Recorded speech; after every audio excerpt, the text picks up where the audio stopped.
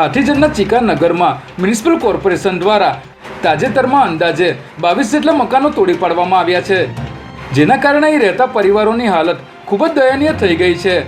આ પરિવારો અહીં છેલ્લા 40 થી 50 વર્ષથી નિવાસ કરી રહ્યા હતા, પરંતુ હાલ ચોમાસાની સિઝન પણ ચાલતી હોવા છતાં તાજેતરમાં તંત્ર દ્વારા આ લોકોના મકાનો તોડી પડાયા હતા. ત્યારે આ મકાન વિહોણા પરિવારો પાસે નાના બાળકો પણ હોવા છતાં હાલ રહેવાની કોઈ જ વ્યવસ્થા ઉપલબ્ધ ન હોવાથી તેમને રહેવા માટેની પ્રાથમિક સુવિધા આપવામાં આવે તેવી અહીંના રહીશોએ સરકારને રજૂઆતો કરી છે.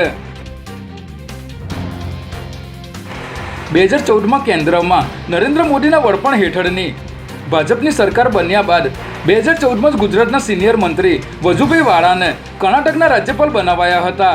બાદમાં 2018માં ગુજરાતના પૂર્વ મુખ્યમંત્રી આનંદીબેન પટેલને મધ્યપ્રદેશના રાજ્યપાલ બનાવાયા હતા. ત્યારે ગુજરાતના વધુ 2 નેતાઓને રાજ્યપાલ બનવાની તક મળી શકે છે, જેમાં વિજય રૂપાણી, ભૂપેન્દ્રસિંહ ચુડાસમા અને નીતિન પટેલના નામ ચર્ચામાં છે.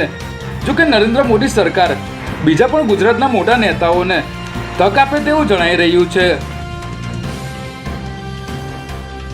વડોદરાના 6 પીઆઈ સહિત રાજ્યના 135 પોલીસ અધિકારીએ બદલી માટે રજૂઆત કરી હતી, જે સંબંધમાં પોલીસ મહાનિર્દેશક દ્વારા કરવામાં આવેલા પરિપત્રમાં પીઆઈનું હાલની ફરજ પરનું સ્થળ, શૈક્ષણિક લાયકાત, ઇનામની આંકડાકીય વિગત, ખાતાકીય તપાસ પડતર હોય તો કસૂરની વિગત સાથેની સંપૂર્ણ વિગતો તેમજ બદલી કરવા બાબતે કચેરીના વડાની અભિપ્રાયની વિગતો સંબંધિત પોલીસ અધિકારીઓ પાસે માંગવામાં આવી છે.